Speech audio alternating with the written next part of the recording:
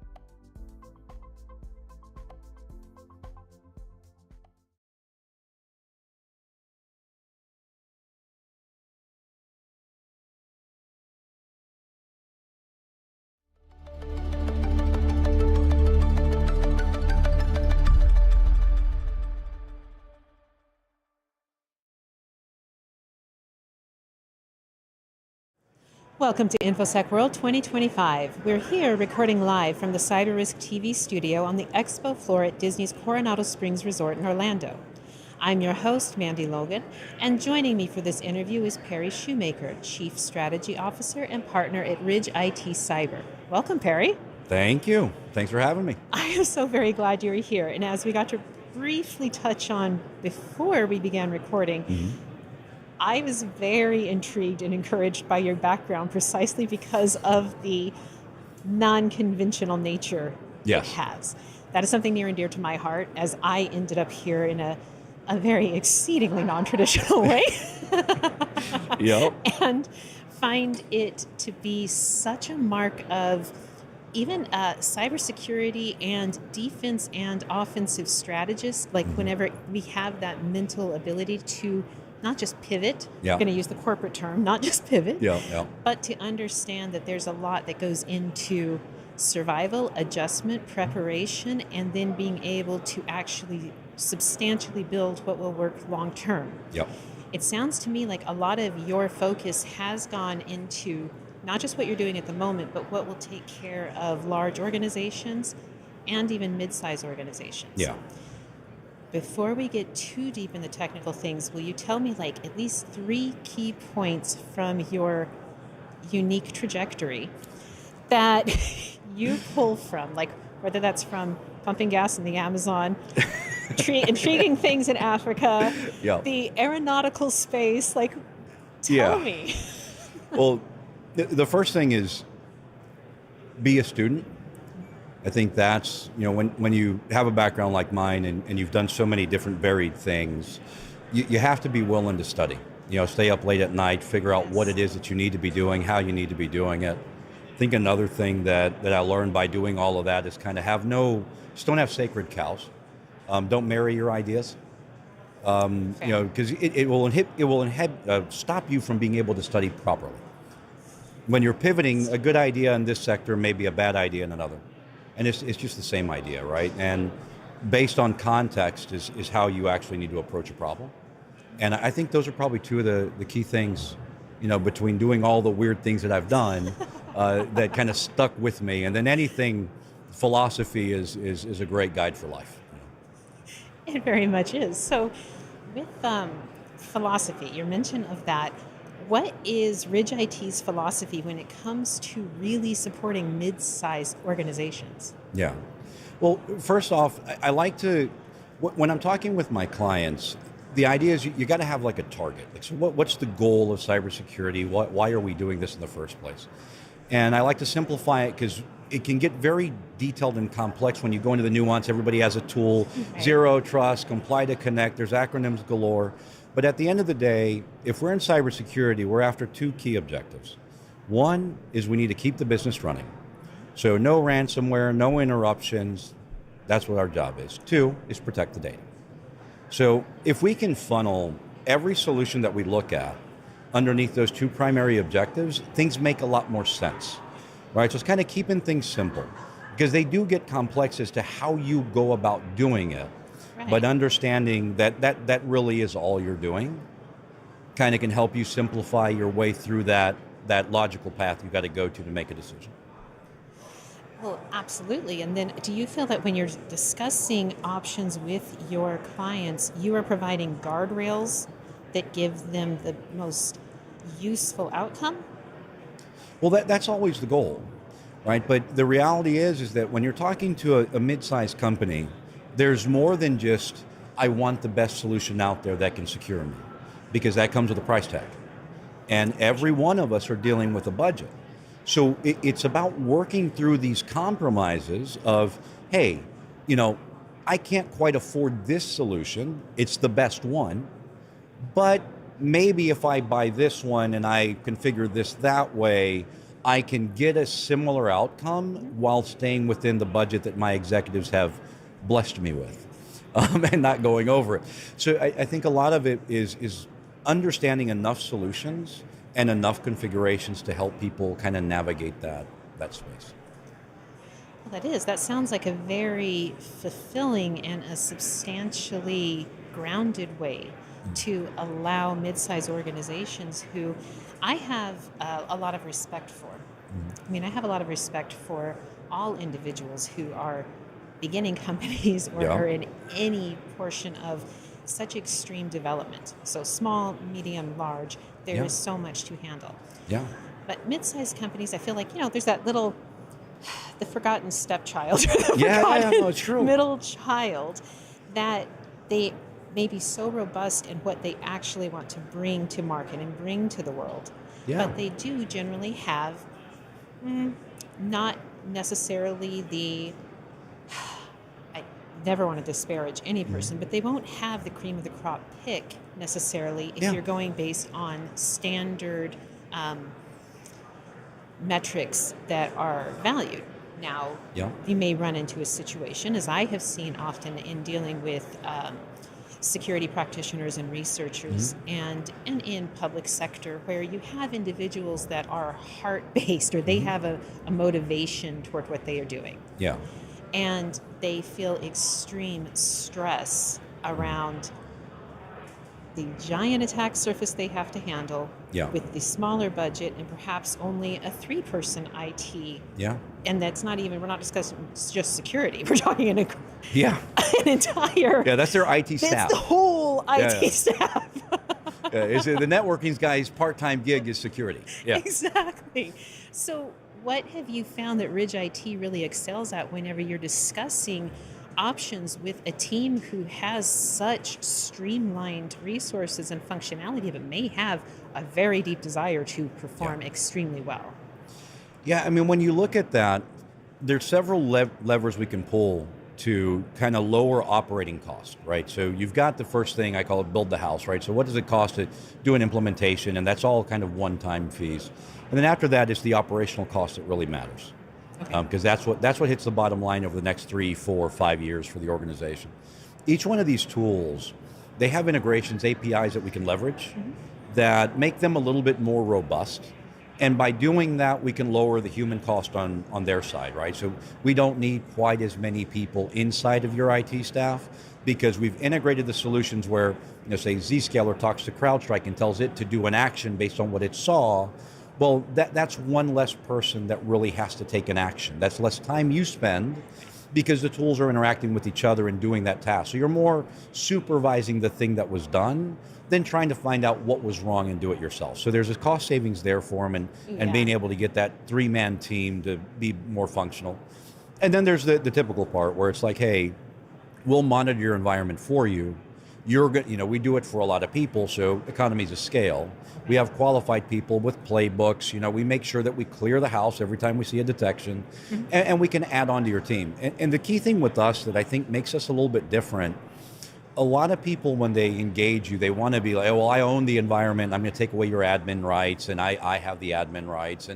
And to me, that never made sense as an entrepreneur myself. If you try to tell me you're going to take control away from me and I'm going to pay you for the privilege, it's just not going to go well, that conversation. So our business doesn't engage in that. We really look at it as, you've got 3 people, which you should for your continuity. You should never allow me to replace your team. I think that's bad for your business. And then we're an extension to them.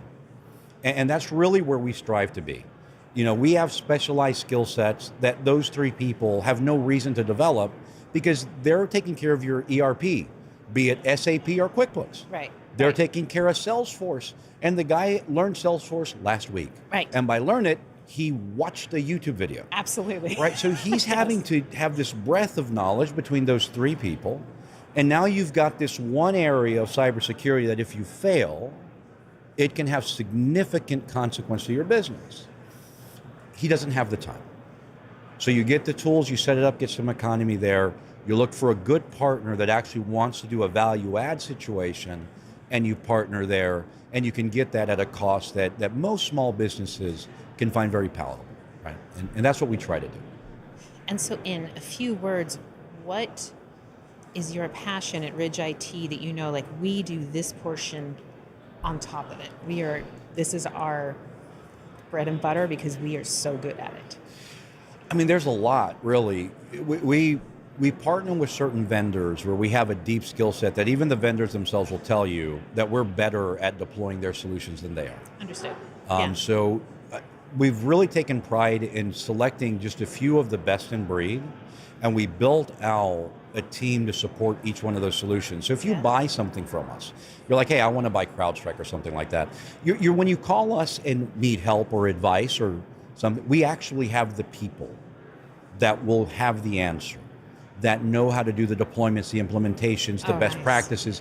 You have that all in one place, unlike some vendors, and there's nothing wrong with this, that you buy the solution, and if you call for help, they'll giggle, and they're like, that's really cute, but we sell it, we don't really support it, right? So we support everything that we have, and I think that's kind of, I guess that's our calling card. And we've been doing zero trust since before it became a marketing buzzword. So pre-COVID, we developed a zero trust architecture. During COVID, we got to test how good it actually was. Really? Because during COVID, everybody got budget. Everybody wanted to move to least privilege access, zero trust, comply to connect, much of the same concepts under different banners, right?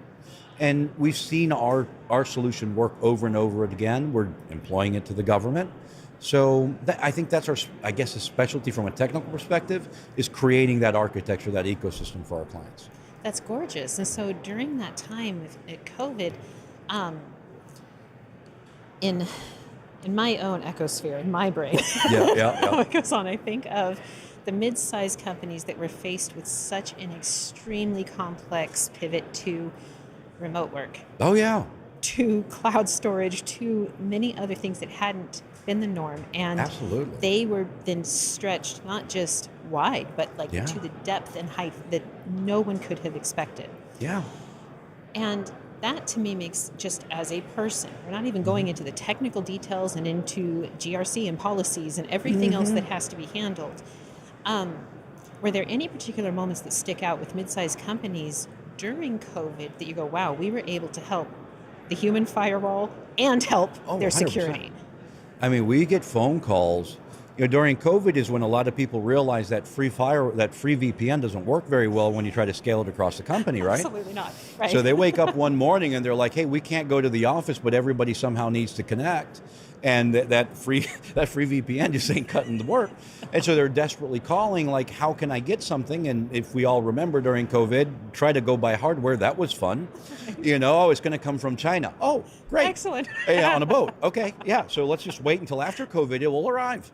Right. So they couldn't turn to those things. And so with a couple of SASE solutions, and that's when SASE started really growing in the market, right? So we were able to turn people around where they're calling on Friday going, I don't know how we're going to continue running the business. Do you guys have anything? And go, sure, here it is. It's affordable. If you sign this today, by Monday, you're running again. And we did that over and over and over again for hundreds of companies, getting a phone call within 2 to 3 days, getting them up and running and operational with their people working from home. And that was I didn't get to sleep a lot during COVID. It was a very intense time for the company, but we helped a tremendous amount of people when they didn't know what SASE was and how quickly we could deploy this and expand I don't care that your people are at home. I don't care where they're sitting. It doesn't matter to us. They can go to not the moon. There's no internet there, but short of someplace without internet, you can go anywhere you want. We're going to protect you. You're going to be fine. You're going to be able to get access to your resources. And we did that for a tremendous amount of people. How comforting, and going with the idea that security is an emotion or it's a feeling. Yeah. That is beneficial. Yeah. Now we have pretty much abundantly used our time. Yeah. And so for our audience, I want to encourage that they look into the keynote that your CEO gave earlier. Absolutely. And I want to mention a few things that we didn't get to. From the keynote, I was curious about the 12-week deployment timeline and what that particularly referenced, so perhaps our audience can contact your company and understand that more. Yeah. And I also understand that is there some kind of technology partnership you have with Gartner? No, we work primarily with Zscaler, CrowdStrike, not with Gartner. Not with Gartner. Okay, and what else in the last 10 seconds that we have, what else would you really like to drive home to the hearts and souls of those people on the front line trying to figure out what to do? Don't lose faith. They'll give you budget eventually. No, When you're looking at security, again, I just like to drive home the first point is when communicating to some executives, we've got to understand the purpose, right? Which again, business continuity. The reason that you have me here as a cybersecurity professional is to make sure that this business continues to run. There's no disruption in operations. And the second reason you have me here is to make sure that all the key data of this company remains secure and within this company at all times. And just really using that as your tool internally to justify why you need things. I think an executive, from my perspective, has a little further understanding of that and kind of going down that talk track and what lies in, and maybe that will be helpful to them. I find it helpful to some of our clients. That makes complete sense. And I'm thinking too, we didn't get to touch on it, but being able to get the executives to understand that the benefits that come with AI and also the risks in adjusting there. Yeah. And that's a whole other topic we need to get to, but yeah. Thank you so much for your time today, Perry. Well, I appreciate it. So to find out more about Ridge IT Cyber, please visit securityweekly.com/Ridge ISW. Thank you, Perry, for joining us. Now, thank you all for joining us at InfoSec World 2025, and please visit securityweekly.com/ISW for more information. Stick around, we'll be back after a short break with more interviews.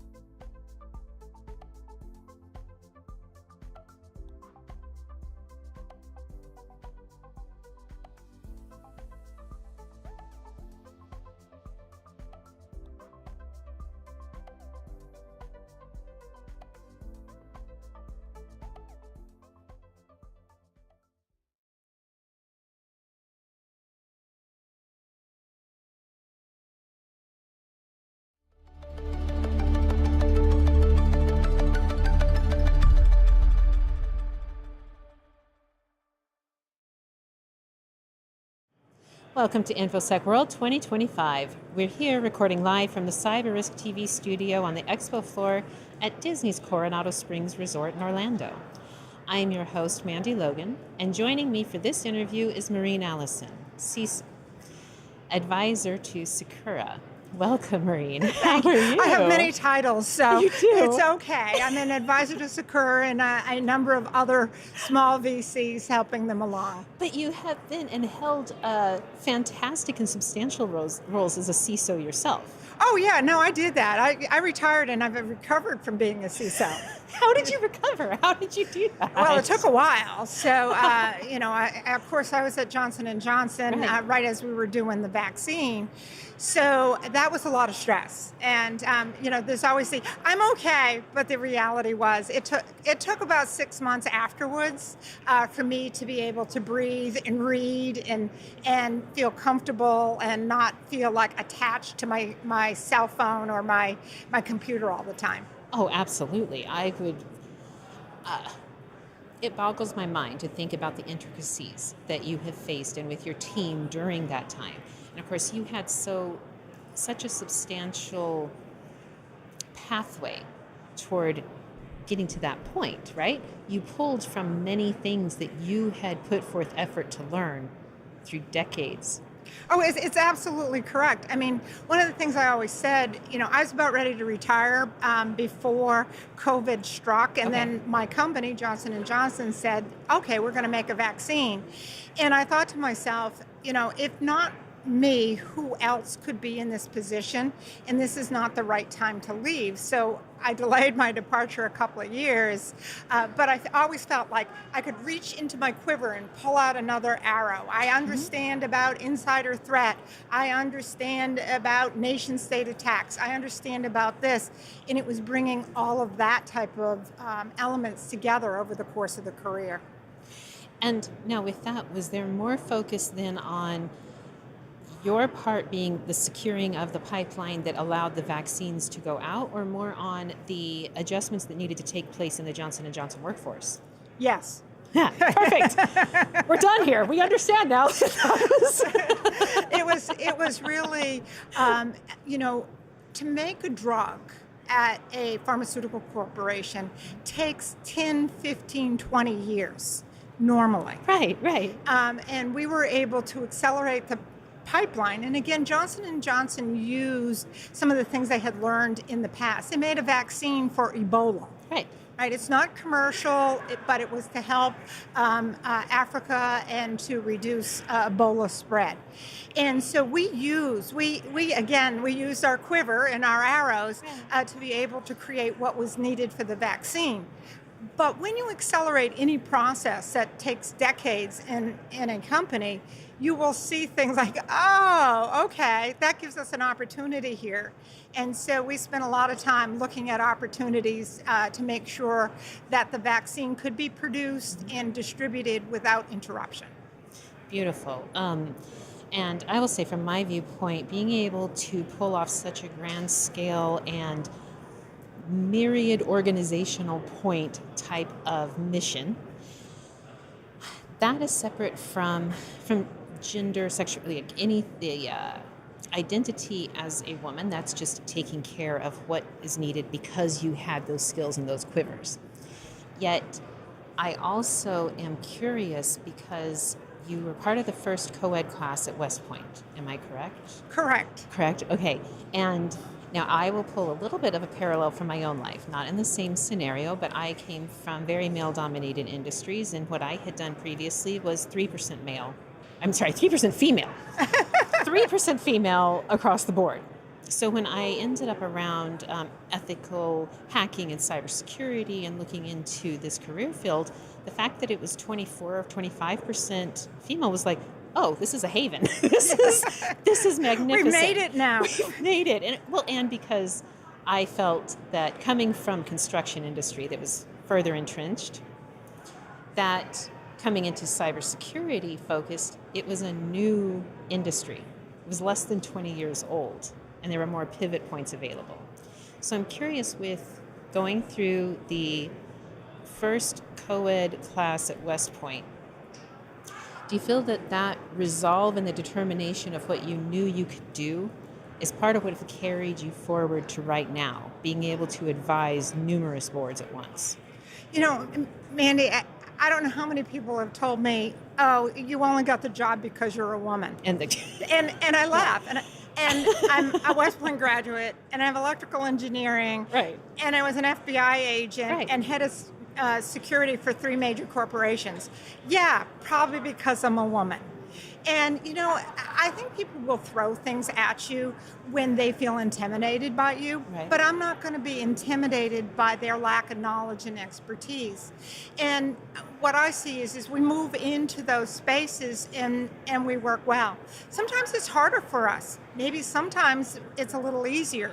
But for the most part, we have the skills and expertise, and we just have to use them. And it's when we get entrenched in what others think and concerned with it, and I'd just be like, scoff. No, I don't care. I'm just moving forward. Good for you. My company's got it. Correct. I identify with definitely having that, no, this individual, you just provide what you are naturally capable of providing. Right. You move forward. And I will say, to your point, like, I was told repeatedly growing up that to excel in the male-dominated world, I needed to be 10 times better than the average guy that would apply for it in order to make it, which meant now I look back and I go, oh, I literally had the skills and the ability to a substantial degree. And that's incredibly comforting. And kind of moving away from that, I want to take a part of that into the discussion on AI and AI adoption. Now, stay with me here because I do have a purpose on this, and it is not to overwhelm you. In my anecdotal experience, there's a lot of times where I feel a traditionally more female-appearing brain will adapt to AI in a different way than a traditionally appearing male brain will. And a lot of times I see that they get substantial results from the same AI tools that their male counterparts have.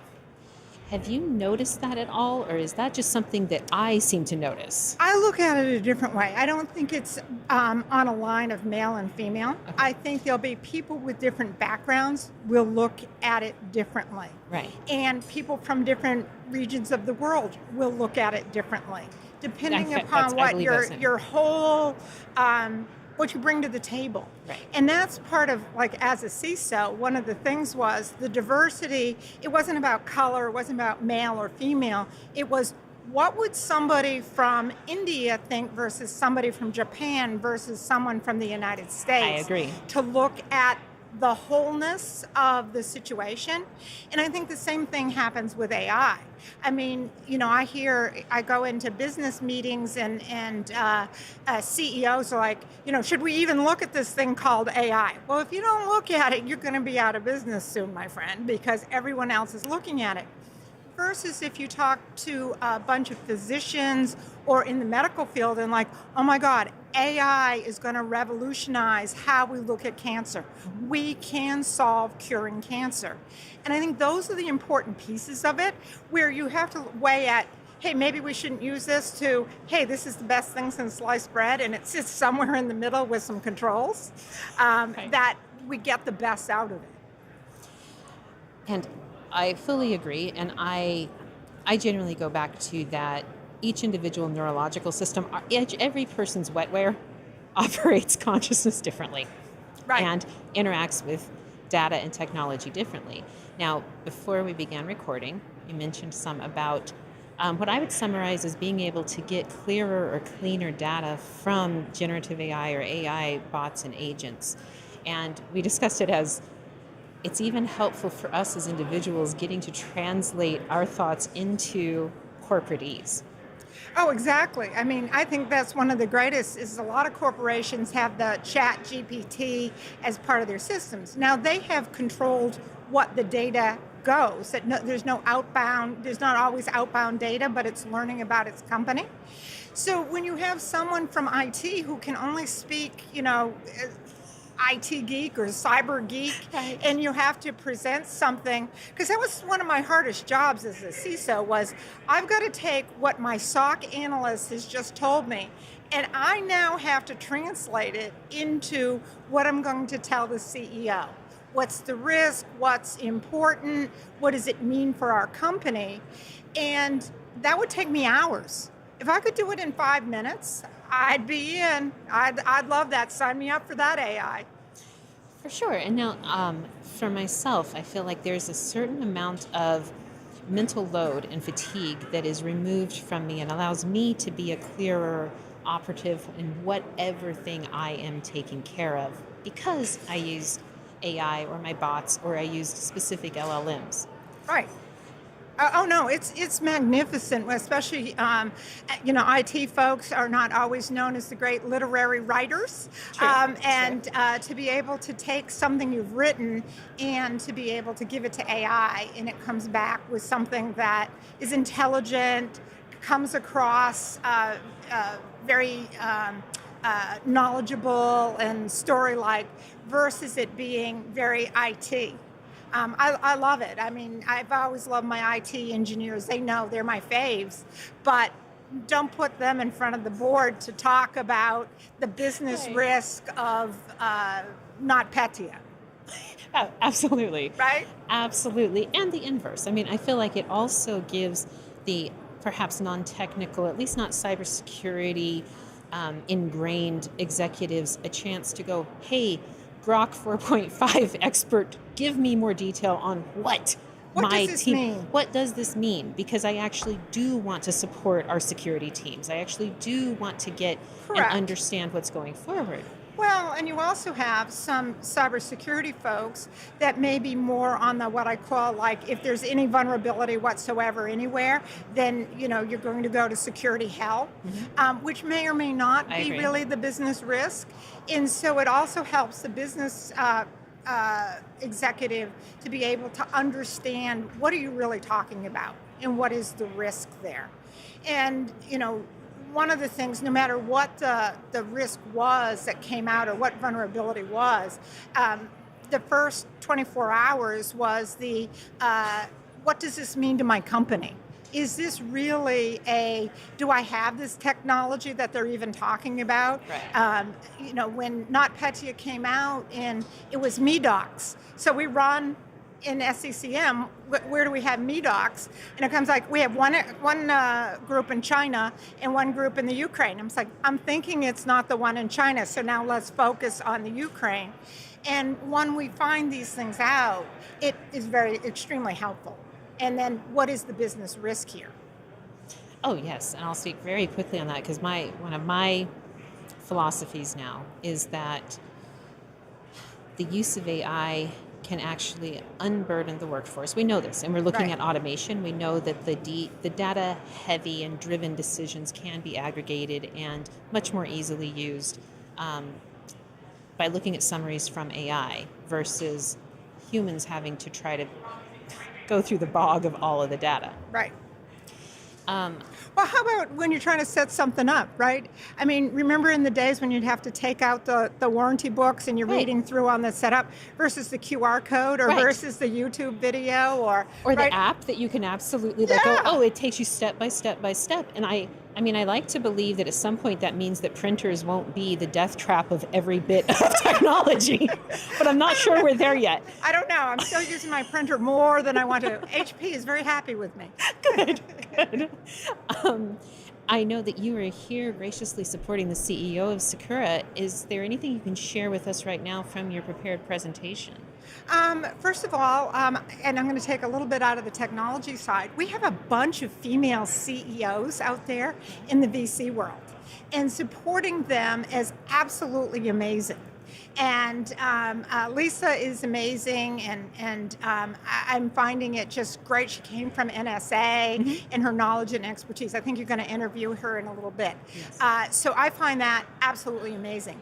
But second is from her work and looking at how the infrastructure is secured, and being able to have a technology that you can run a scan or continuous control monitoring of the infrastructure.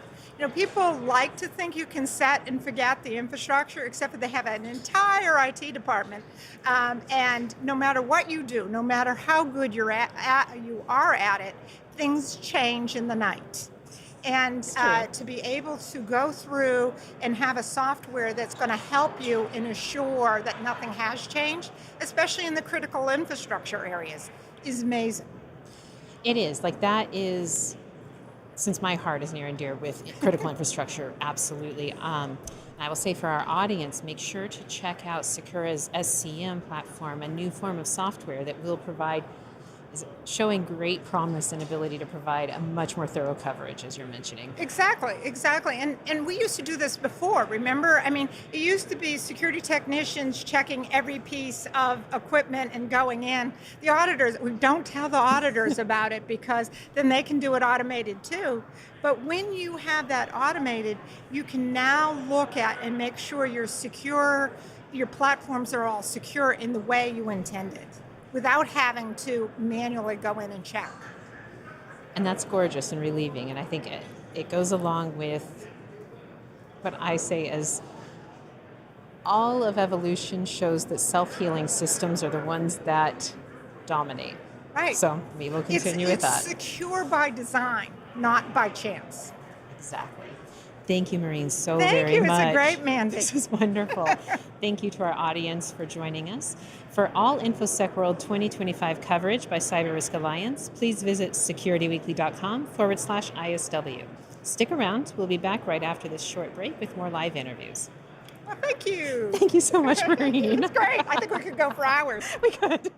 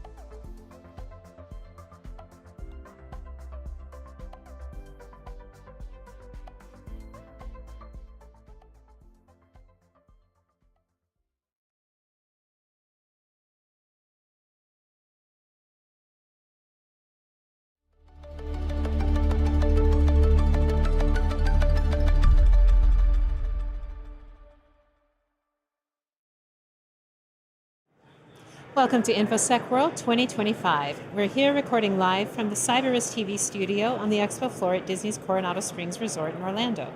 I'm your host, Mandy Logan, and joining me for this interview is Ryan Heritage, advisor at Sicura. Welcome, Ryan. Oh, thank you very much. Appreciate it.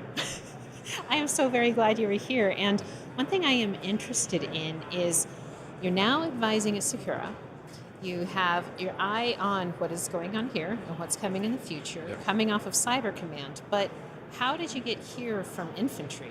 Yeah, that's a very interesting question. Good question, and it's been an interesting road. So, started off in the infantry for about 25 years, for the first 25, and then as I was finishing up regimental command, so you can imagine commanding several infantry battalions, so thousands of Marines and sailors. I got a call one day from then Lieutenant General Stewart, who's unfortunately passed away. I had deployed with him in Iraq, and he said, I'd like you to come on up to Marine Forces Cyber Command. So it's the Marine component that supports U.S. Cyber Command.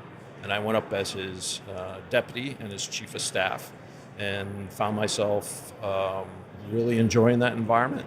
I think taking a lot of lessons that I'd learned over the past 25 years as an infantry officer, being able to bring those into the cyber domain, and I've been there ever since. And I bounced back and forth in and out of cyber for the last probably 10 years or so.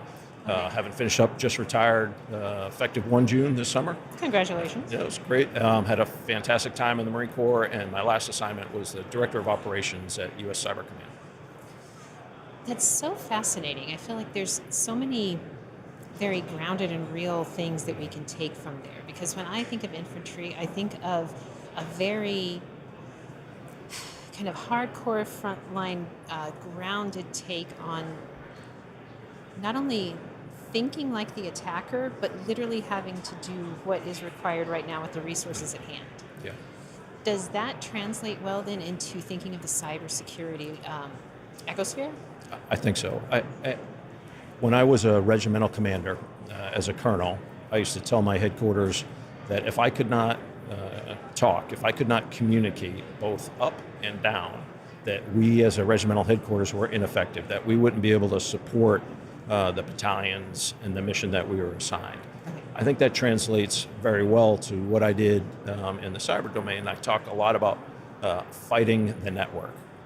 That you have to be, it's a platform, it's a weapon system, it's a domain in which you maneuver through, and you're fighting for dominance, and really you're fighting for that decision advantage, the ability to ensure the joint force can shoot, move, and communicate while maintaining a decision advantage over our adversary.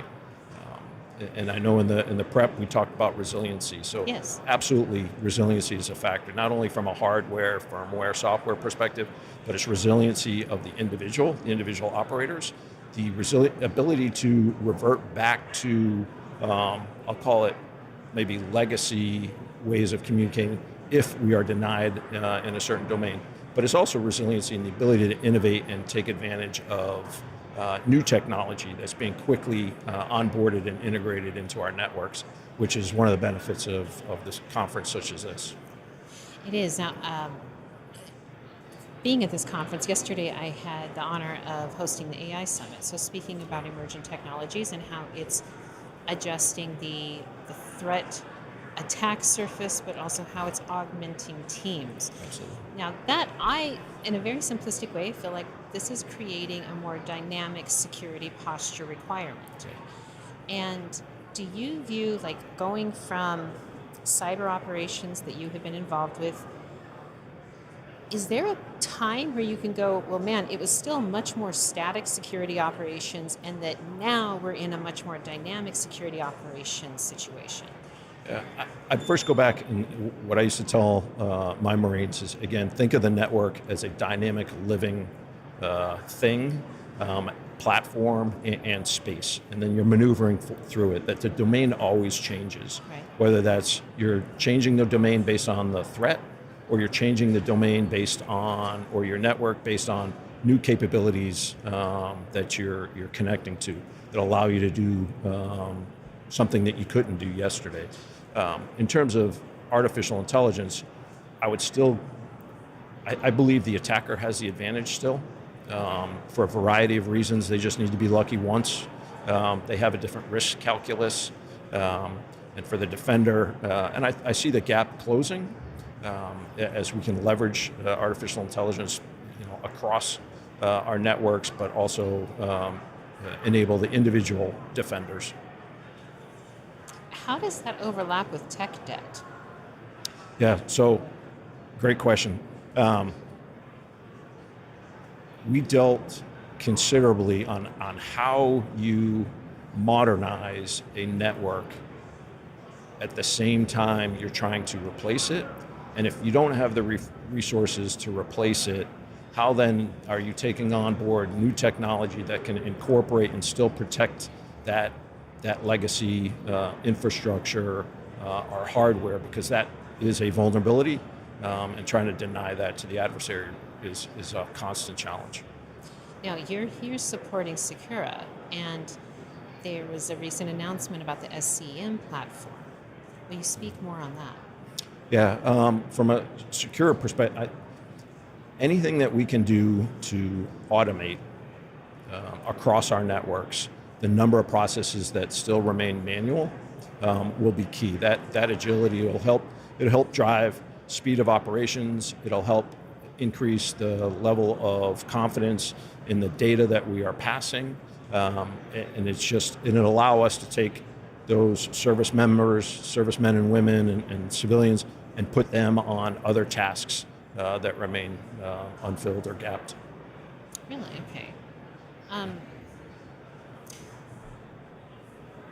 This is making me think of something from the Cybersecurity Trends report that was published here at InfoSec World. And it had to do with that there was 1,600 respondents, 800 executives, and 800 were practitioners. Now, you said you view yourself as a practitioner. Yeah, I consider, yes. I still tell folks that my kids help me with my phone. There was one statistic in particular that I found it interesting first, that they asked this question and then what the response was. And it was that 41% of Gen Z employees are actively sabotaging company AI policy. Okay. So that's challenging. I don't know if I'd put that in the category of insider threat, but it's certainly a concern. That's what I was going to ask. Yeah. It certainly is, and the tools that can identify that sort of behavior beforehand or identify it while it's happening, absolutely critical. Still, perhaps one of the greatest vulnerabilities is that 18 inches between the screen and the back of the chair, right, is the user. And so how are you onboarding anybody? When I think about cybersecurity, for me, end to end, it starts with not only the concept of what the network is going to look like, what the end state, what you need it to do, but it's also the hardware, it's the people, right? It's the infrastructure, a lot on the security of AI.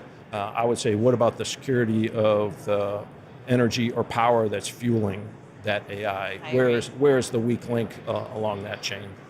I agree, and we keep going on things that touch on now you're going to have to bear with me because we're going on my memory recall of this report from a year ago, but it was the cyber resiliency report that was provided to the White House.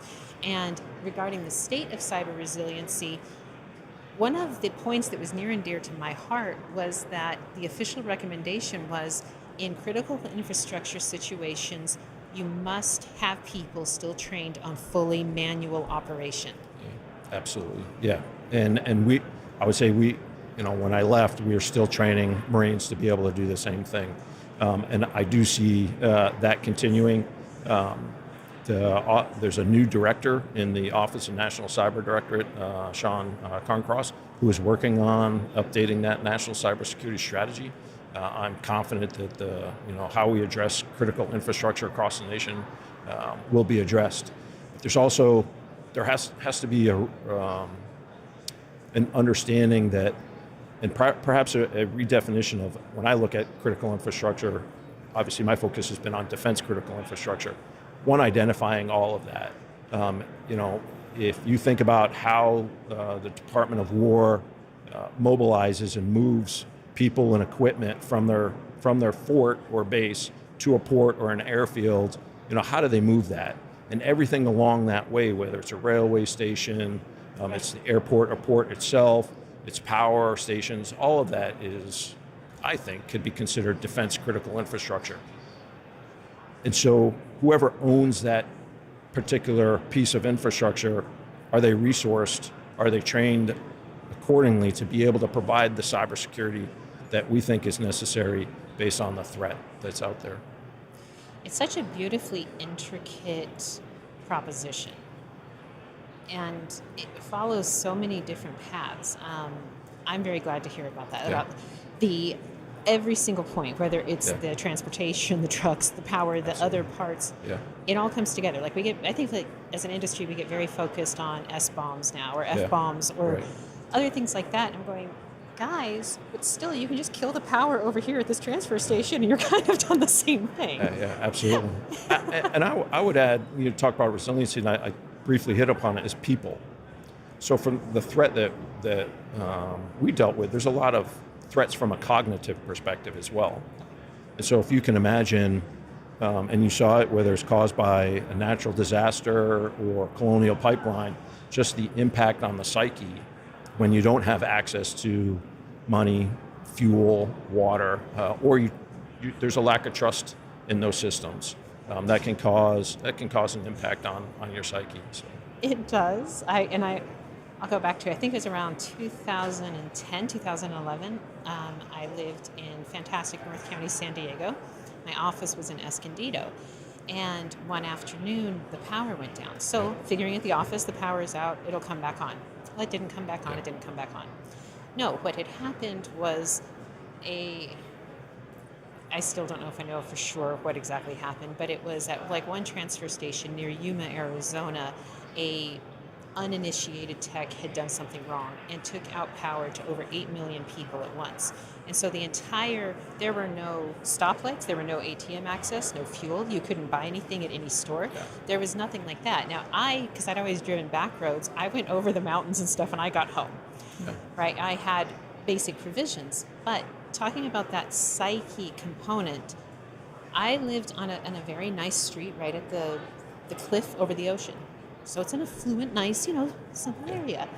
And within 4 hours of getting home, the man who lived across the street had pulled out plywood and was boarding up his windows and had started taking down all of his external things and locked himself inside and padlocked. That was without having power for 4 hours. Yes. And so I don't want to be, somebody said, I don't want to be an alarmist, I want to be a realist. So how do you prepare? How do we as a nation prepare for those? And there's adversaries, but there's natural disasters. There's aggressive squirrels that are that are eating power lines, right? I mean, how are we resourced? And that's why I go back to having a strategy is with a clear vision, end state that's resourced. I think is really important, and I know folks are getting after that. And so you're here with Sicura, and what is your focus in these days right now, here at InfoSec World? Mine is really about the partnership. I think I see it in this conference again as a unique opportunity. What is and how are we taking advantage of the partnership between academia, private industry, and government at the federal, state, and local level? How are we putting that all together so that we can, no kidding, scale cybersecurity across the country, and also the education piece. Not just academia for the education, those are absolutely critical, but academia for their ability to innovate at their school, at their campuses. Well, that's what I was going to ask. Was it more along the idea of academia being augmented so that for future education is more useful, or do you mean like this moment? Both. Okay. Absolutely both. Is how are we educating tomorrow's generation to deal with what we think the world will look like 5 years from now, 10 years from now, understanding the impact of artificial intelligence. but also their ability to innovate. All that great work that's happening on universities, campuses, schoolhouses across the nation. How are we bringing that in, integrating it with what private industry is doing, integrating that with your state and local and federal government and their resources? I think if we can, again, we'll go back to strategy. If we But can, that's also community. it is community. Yeah, it's local community. So you mentioned water, right? In your local town, how is your water treatment facility protected? Is that a question that's coming up during the town hall meetings? Right. Should it be? Right. Are we talking about artificial intelligence in our high schools? If not, should we? Fair. So with that, we're going to have to close our wonderful interview here. Thank you very much. I really appreciate it. Thank you, Ryan, for joining us. For all InfoSec World 2025 coverage, please visit securityweekly.com/ISW and stick around. We'll be right back.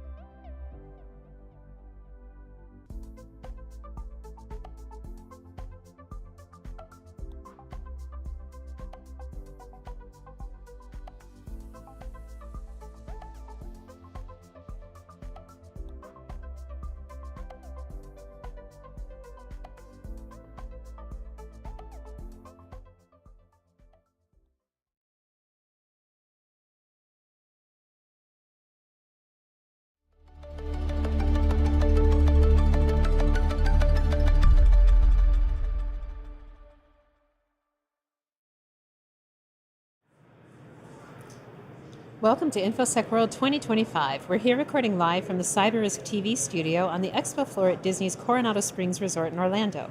I'm your host, Mandy Logan, and joining me for this interview is Rob Allen, Chief Product Officer at ThreatLocker. Welcome, Rob. Thank you, Mandy. Good to be here. Thank you. It's wonderful to see you again. I almost wore my ThreatLocker t-shirt too.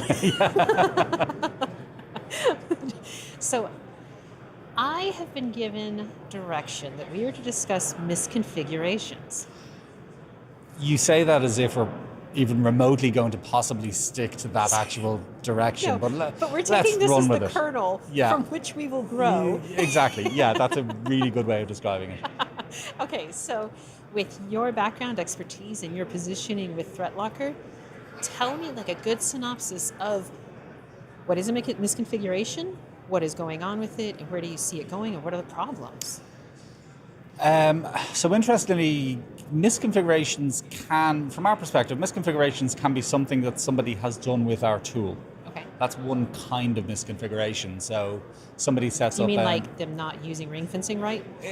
That would be an example. Okay. So some of the configurations we check are, is this thing ring fenced appropriately? Another example would be, and these are things that we've actually seen happen, so somebody accidentally sets up a policy to allow anything to run from the users folder. Mm-hmm. Now, that's not a great idea, and the issue is previously you would have no visibility of that. I mean, you could go looking through all your policies, trying to figure out why things were allowed, but the likelihood is you're probably going to find out about something like that when it's too late, so when it's been misused. On top of that, you have other misconfigurations, so not ThreatLocker specific misconfigurations, but like Windows misconfigurations. Okay. You should set encryption on this, or your password policy isn't long enough, or complex enough, or whatever the case may be. The problem with misconfigurations is very often you don't find out about them until it's too late, until they've been weaponized, until they've been misused. So the idea of our DAC product is to check for those common misconfigurations, both ThreatLocker ones and also not ThreatLocker ones, tell you why they're important, so give you some information, like this is a summary of it, this is why this is a risk, map it against compliant frameworks as well. So if you're looking to work towards CIS or NIST or whatever the case may be, but say, well look, this is what NIST says about this type of configuration or misconfiguration, this is what CIS says about this type of misconfiguration. And also to give people actionable steps. So this is how you fix this problem. So it's no good just saying, this is the problem, go figure it out yourself. We'll actually explain what the problem is, why it's important, which frameworks it applies to, and tell people how to fix it, whether it be a ThreatLocker solution or a outside of ThreatLocker solution. So, fantastic. And is that then different or synonymous with improper provisioning? It is. I mean, people talk about improper provisioning. They talk about configuration drift is something that people will commonly say, well, look, is this going to help us with configuration drift? The way I'd like to describe it is it's more like a fresh set of eyes. It's a new, fresh look at the configurations within your environment. So you think you're adhering to NIST, for example. Maybe you are, maybe you aren't, but this is actually going to check 170 different things every single day on every single machine. So it will both catch misconfiguration or configuration drift, but it will also be effectively a fresh set of eyes. You say you're adhering to this framework, maybe you're not, and here is the evidence, here is the proof, here is how many of your machines this problem exists on, and here is the solution to it. That sounds very relieving to me, and yet it makes me question with what is DCA pulling from, especially from the things that are not within the ThreatLocker system. Like, so if you're looking at, well, this is just a Windows misconfiguration, has ThreatLocker's team compiled, hey, these are the most common misconfigurations in a Windows environment or in this situation or in your servers? Okay. Yeah, pretty much. And as I said, there's 170 of them today, and there's more being added every single week. I thought that was specific to NIST. Okay. No, it's not specific to NIST. This is across all the different frameworks. I mean, some of them are common across frameworks. Block inbound RDP, for example, stuff like that. It's going to be common against frameworks, or, administrators or users have administrative privileges when they shouldn't. Again, that's common across frameworks. But yeah, it's most common ones, but it's also being added to daily and weekly. So, as I said, today it's 170 things that we're checking. Tomorrow it might be 200, 250. We're adding to that list all the time. Now, within the Threat Locker dashboard, is that a separate report or request that is run, or is it part of everything? It is included with all modules. Anybody who's got Threat Locker will have this defense against configurations dashboard available to them where they get all that information. So it's not an extra product. It's not something that people need to pay for. As I said, our mission with this is to identify weaponizable or problem configurations before they get misused, before it's too late. And what have you seen as far as success with this? We start with many things, we start with ourselves. So we run these things in our own environment. Our patch management was another great example of that. Whereas we were using a third-party patch management tool, it was checking all our machines every day. It was coming back every day, every week, every month, going, everything is fine, everything is up to date. Then we set our own patch management loose on it and discovered all of this random software sitting around in people's downloads folders and portable applications and applications sitting on people's desktops that were not patched. So we use ourselves as a test case with this, and again, we set defense against configurations in our own environment, and a lot of stuff showed up that we didn't even know was there. And again, that's the whole purpose of this. That's the whole idea. I was going to say, how satisfying that is. Quite. It's horrible to realize that it was like that. Quite. But how satisfying. Oh, yeah, absolutely. As I said, the patch manager is probably the best example because it was literally setting us side by side with another tool that we used every single day that we thought was doing its job, and then all of a sudden we went, it was missing all of these things. Oh, wow. So thinking of that makes me think of a part from the Cybersecurity Trends report released here at ISW. And I want to refer, actually, I think I have the numbers here. Nope. Maybe I got rid of it.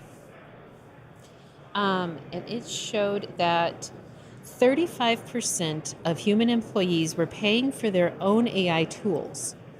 Well, believe it. So we're discussing this part of extreme shadow IT. To me, that becomes not just that, they are doing this on their own. They are doing it probably for a purpose, but how does Threat Locker help with that situation? It's probably we this year introduced a web control product, and it's probably the most commonly asked for category number one, but it's also the most common question we're asked in terms of where users can go on the internet is how do we block users from accessing LLMs and AI tools? So web control basically does that. We've got an entire category. It will block all of them except the ones that you want people to be able to access. So if you say, we use Copilot, you can create an exception and say, Copilot is accessible within my environment. But again, look, a lot of this comes down to, yes, you can apply controls, but then somebody goes home and they're doing work from home and then they're using their home computer and then they decide to go on to whatever the case may be. It's something internally that we have, obviously from a product perspective, AI is not our thing. It's not, we don't need to use it, I suppose, is the way to describe it. But some of our product team may find it beneficial. So we've got paid subscriptions. So, it's kind of a procedural thing as well. Now, obviously, we've got very clear directions as to how these tools should be used and not used. But realistically, if people would benefit from them, then I would say that in a lot of cases, it would be in organizations' best interest to just pay for it for people. Don't have them having to go and pay for ChatGPT themselves, just pay for it for them. It's $20, $30 a month. Fair. It's a relatively easy solution to the problem, as I said, or just block them entirely. Very true. Now, for our audience, I'd like you to clarify Threat Locker's stance on AI and what you mean on why you don't need to use it. So, a lot of the tools that are out there today lean on AI to help them make decisions about what's good and what's bad. Okay. So is this you thing mean that's good? Separate from just looking at the summary, you're finding anomalies of using the aggregated data that they're able to use? Absolutely. They're basically saying, look, the behavior of this thing, I'm going to use AI to try and figure out if that is behaving badly, or it's something that should be stopped, or something that should be blocked or deleted, or whatever the case may be. So because of the approach that we take, which is to deny first, so deny by default, we're not depending on making decisions about what's good and what's bad. Fundamentally, we don't care about what's good and what's bad. We don't care if the thing that you're trying to run is the nicest, best, least likely to be weaponized software in the entire world. We're still going to block it because fundamentally blocking things is what we do. But because we take that approach, because we deny by default, we're not depending on making decisions about what's good or what's bad. And the problem with making decisions is it only takes one decision to be wrong for it to be game over. So it doesn't matter if you're right 99.9% of the time, it's the 0.01% of the time that it's wrong that will get you. Then what is ThreatLocker's methodology for going, well, here's the information that you need? If you're saying you're not looking at something that's right versus wrong, then what is the actionable information provided? So, as I said, deny by default means that pretty much everything that's running will be blocked by default. But equally, we try and give both users and administrators information about what is trying to be run. So, for example, say a Chrome extension, Cooper, the coupon clipper. Not a lot of people know that's made in China.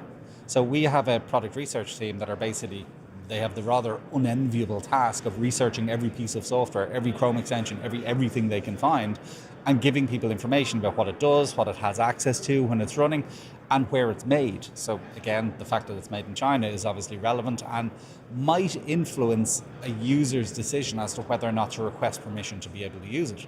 So we literally pop up on the screen when they get a block, this is Cooper, it's a coupon clipper, it's made in China, and it can access your passwords, your website, whatever the case may be.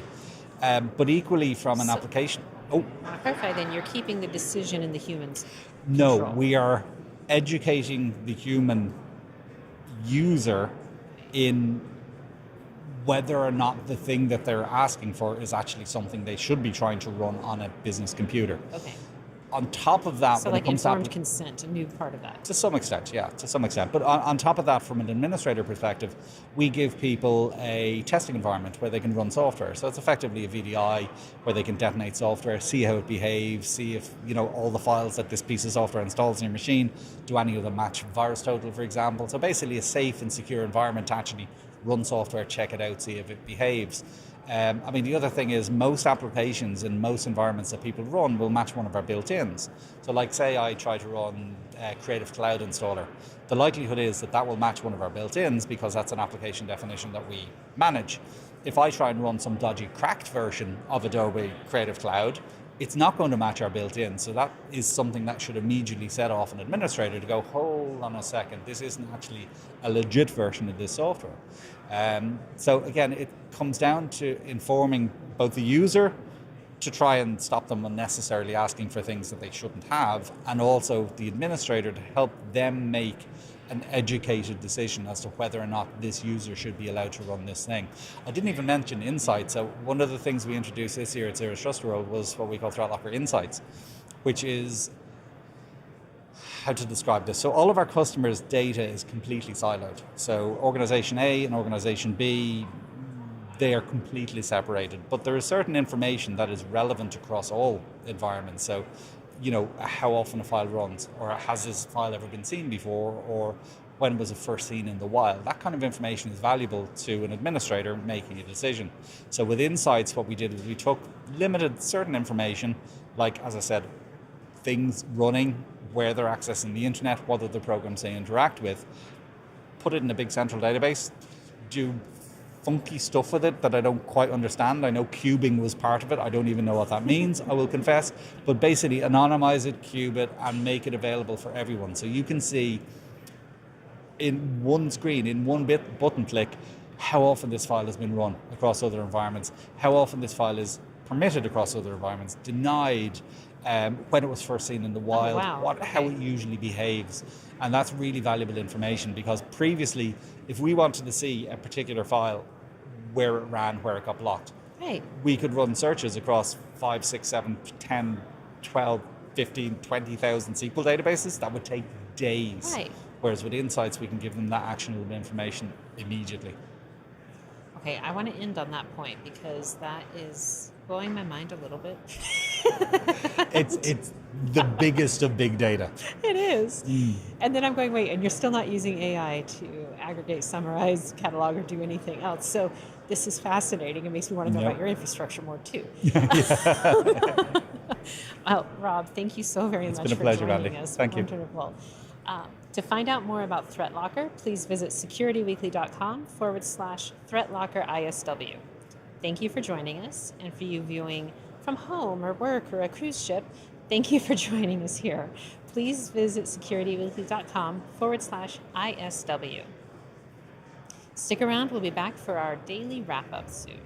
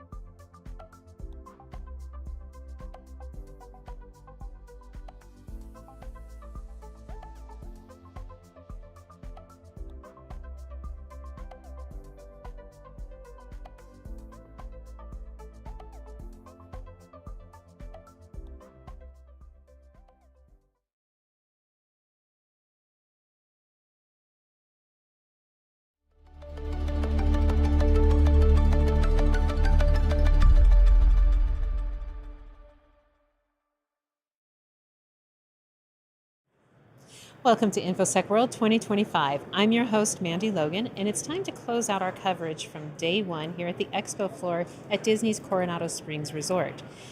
As a delight and privilege and surprise in a way, I am joined by John Del Moro, the Executive Vice President of National Events for CRA. Correct, yes. Correct. Yeah. And I am thrilled that you are joining because I felt like moving from the actual content part of ISW will go to, well, what is the infrastructure planning and the overall setup of ISW? And I would love for you to tell me a little bit more of your background and then what you see as a particular highlight with what ISW brings to the community. Sure. So I've been producing events for over 25 years in different size and scale.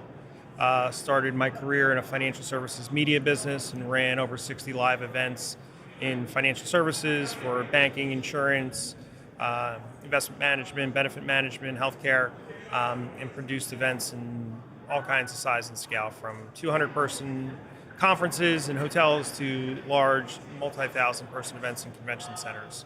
So, and probably one of the biggest rewards I get is that you get to continue to build, and execute these events with the team and take a lot of pride in what we do and execute. And bringing together buyers and sellers and communities to these events has been incredibly rewarding over my career.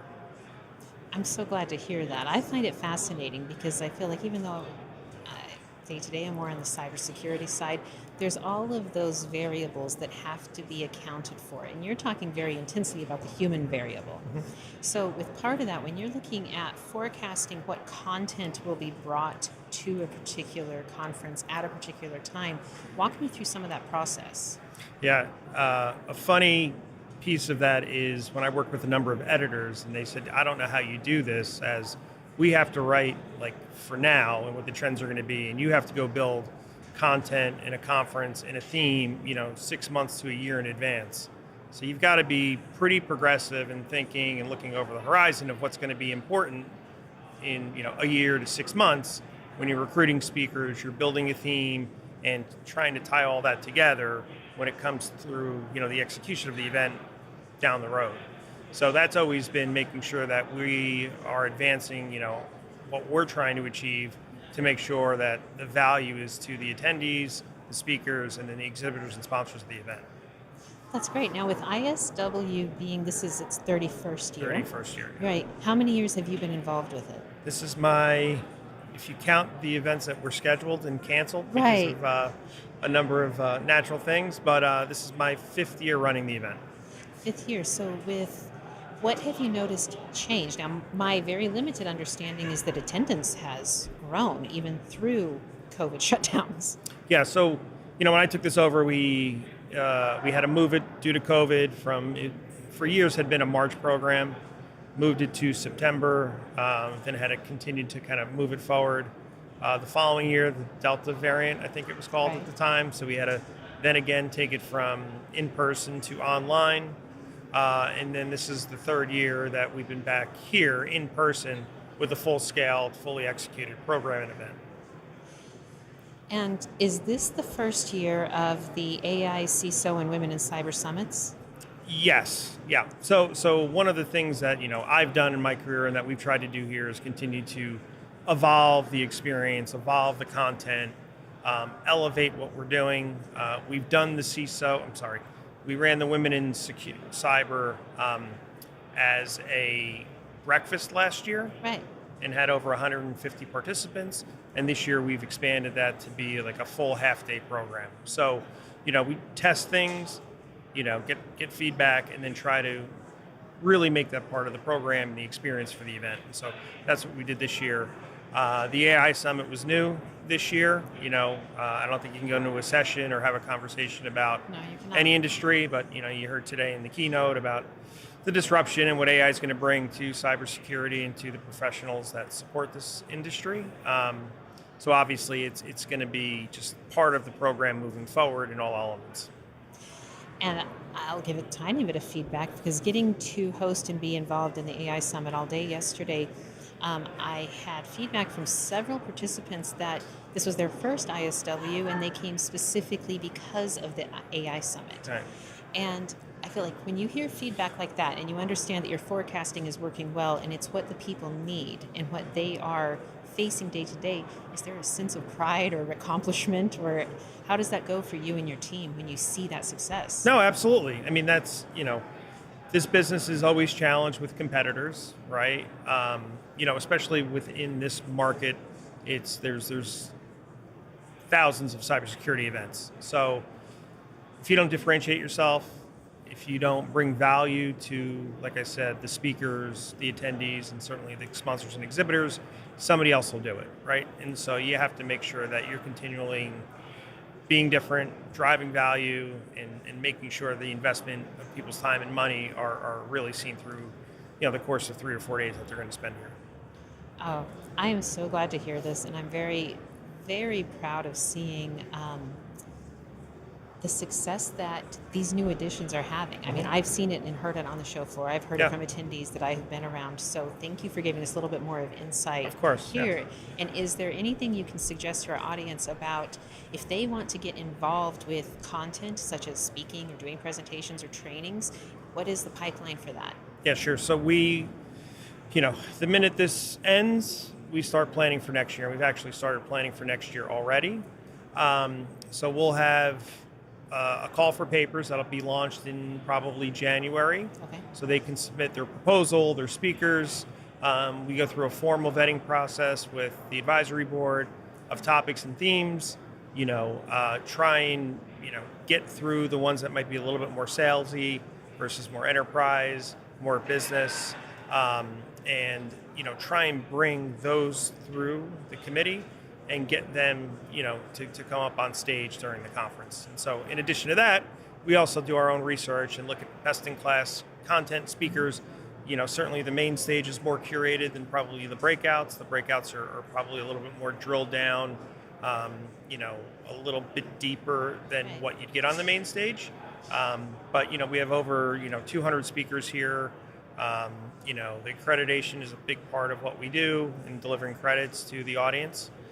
So making sure that, as I've said, value to the paying participants is incredibly important and special to us. Nice. And I'll say one more thing. I really valued with the AI Summit, when I met with Chris Tanaka previously about that, and I said, she'd asked my input, and I said, well, I would personally go for 70% technical and 30% not. Right. So interestingly, after I had the prep information, I ran it through one of my very trusted, and it was, clean data, but I ran it through one of my bots and asked for its breakdown, and it came up as 67% technical and the otherwise. I was like, wow, this is really cool. Yeah. And that's all, you have to strike the balance because you want to make this applicable and marketable to many different folks. Right. And so one of our challenges is how do you balance, what's too technical, what's not too technical, and making sure somebody that comes here doesn't walk away and say, well, that was too just technical fluff, and over my head, or it's too, strategy that I need more of the kind of meat and potatoes. Well, John, thank you so much for joining us. No, it's my pleasure. This is great. This is fantastic. Thank you. All right. Thank you. And thank you for tuning into CyberRisk TV's InfoSec World live coverage today. We will be back for day 2 with more interviews right here on the Expo show floor. In the meantime, you can head over to securityweekly.com/ISW to find all of our coverage of InfoSec World 2025. I'm Mandy Logan, and I will see you tomorrow morning.